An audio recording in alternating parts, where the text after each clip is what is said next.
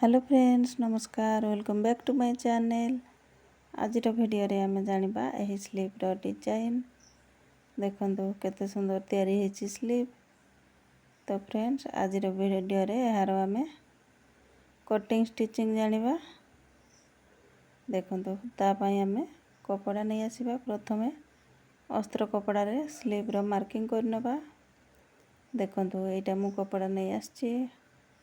कपड़ाटा यहाँ 2 फोल्ड रे अच्छी। प्रथमे आम हाथर लंब नहीं जावा। पूरा लंब जहाँ थी 1 इंच प्लस करिकी नेबा। एठी मोर 6 इंच रेडी रहिबो। आपन चाहिले याठू भी आहुरी छोट हाथ करि परिबे। ए डिजाइन रे माने 4.5 इंच 5 इंच रो हाथ मध्य करि परिबे। देखंतु एठी डाउन कली मु 3.5 इंच। तापर चेस्ट अनुसार एठू मापी नहीं कि ब्लाउज रे जहाँ मार्जिन नहीं थिबा ताहा नहीं जिबा। सेमती ही मोहरी जहाँ थिबो नहीं जिबा। तापर एक्स्ट्रा मार्जिन नबा। देखंतु ए ऊपर साइड रे मध्य एमती 2 रु 1.5 इंच पर्यंत सीधा लाइन टान देबा। तापर एठू आमे हाथर शेप दे नबा। देखंतु एठी मोर हाथर ड्राइंग हे गला। एबे ताकू कटिंग कर नहीं जिबा। एबे देखंतु मेन कपड़ा नहीं आसीबा। देखंतु एटा हला तार मेन कपड़ा आउ एठी हमें ताकू रखी की आउ सिलाई कर नहीं जिबा। देखंतु बहुत ही कम समय रे तैयारी हे जिबा हमर सुंदर हाथ डिजाइन। आ बहुत सहज रे आपण माने मध्य करि परिबे।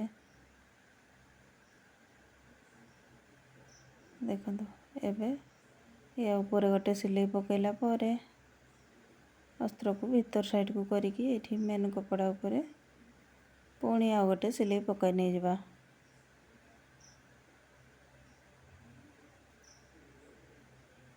देखंतु एठी सिलाई पड़ी गला। एबे हमें पूरा हाथ को सिलाई करिकी एठी अटैच कर नहीं जिबा मेन कपड़ा सहित।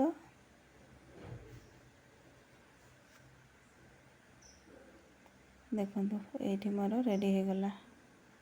तो फ्रेंड्स वीडियो भल लगिले वीडियो रे गोटे लाइक कर देबे।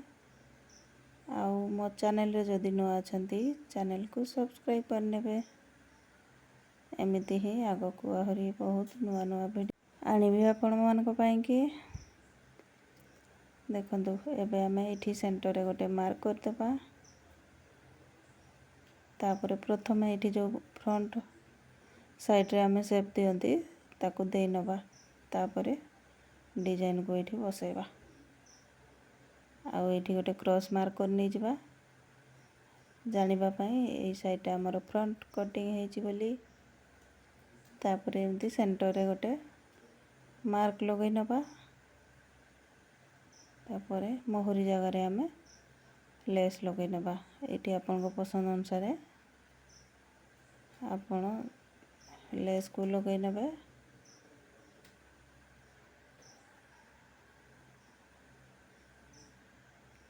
देखंतु एठी हमें डबल स्टिच पके नहीं जिबा।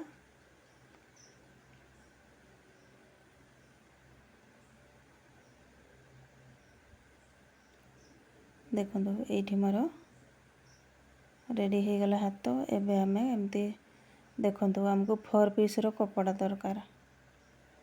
एटा गोटे हला 5 इंच रो कपड़ा स्क्वायर पीस 5 आउ तार लंब चौड़ा 5 इंच रो अछि। ताकू एमती फोल्ड करिकी सिलाई नबा। एटा पुणी 6 इंच रो कपड़ा याको मध्य एमती फोल्ड कर दबा। एबे एटा हला 7 इंच रो लंबा चौड़ा कपड़ा याको मध्य एमती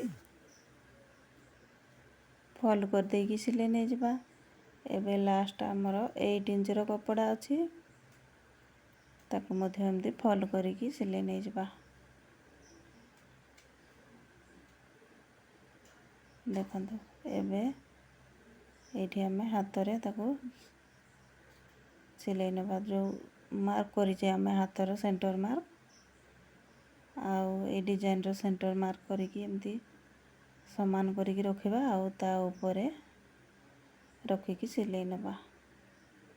ଏମିତି ହିଁ ଆଉ ଗୋଟେ ମଧ୍ୟ ଏଇଠି ଆଟାଚ୍ କରି ନେଇଯିବା। ଏବେ ଆମେ ପୁଣି ଆଉ ଗୋଟେ ଏଇଠି ସେଟ୍ କରିଦେବା। ଆଉ ଦେଖୁଥିବେ ତାର ଦୁଇ ସାଇଡ଼ର ଡିଷ୍ଟାନ୍ସଟା ଯେମିତି ସମାନ ହିଁ ରହିବ। ଏବେ ଲାଷ୍ଟ ଡିଜାଇନକୁ ଲଗାଇ ନେବା। ଦେଖନ୍ତୁ ସବୁ ଡିଜାଇନ ଆମର ଲାଗିଯାଇଛି। ଏବେ ୟାକୁ ଏମିତି ଅଲଟା ସାଇଡ଼ କରିକି ଆଉ ଥରେ ପୁଣି ଏଇଠି ଷ୍ଟିଚ୍ କରି ନେଇଯିବା। ତାପରେ ଏକ୍ସଟ୍ରା କପଡ଼ାକୁ ଆମେ କଟିଂ କରି ନେଇଯିବା। ଦେଖନ୍ତୁ ଏଇଠି ରେଡ଼ି ହେଇଗଲା। ଦେଖନ୍ତୁ ଏବେ ଆମେ ଏଇ ଜାଗାରେ ଏମିତି ଛୋଟ ଛୋଟ ମୋତି ନେଇ ଆସିବା ଆଉ ଲଗାଇ ନେଇଯିବା। ଛୋଟ କିମ୍ବା ବଡ଼ ଆପଣଙ୍କ ପସନ୍ଦ ଅନୁସାରେ ଏଇଠି ଲଗାଇ ପାରିବେ। ଦେଖନ୍ତୁ ଏମିତି ଛୁଞ୍ଚି ସୂତା ସାହାଯ୍ୟରେ ତାକୁ ଆଟାଚ୍ କରିବା ପାଇଁ ପଡ଼ିବ। ଏମିତି ହିଁ ଉପରେ ମାନେ ସବୁ ଡିଜାଇନରେ ଆମେ ଗୋଟେ ଗୋଟେ ଲଗାଇ ନେଇଯିବା। ତ ଫ୍ରେଣ୍ଡସ୍ ଦେଖିଲେ କେତେ ସହଜରେ ଆମର ତିଆରି ହେଇଗଲା ହାତ ଡିଜାଇନ। ତ ଆପଣମାନେ ମଧ୍ୟ ଥରେ ଟ୍ରାଏ କରିବେ। ଭିଡ଼ିଓ ଭଲ ଲାଗିଲେ ଭିଡ଼ିଓରେ ଗୋଟେ ଲାଇକ୍ କରିବେ, ସେୟାର କରିବେ ଆଉ ମୋ ଚ୍ୟାନେଲରେ ନୂଆ ଥିଲେ ଚ୍ୟାନେଲକୁ ସବସ୍କ୍ରାଇବ୍ କରିନେବେ।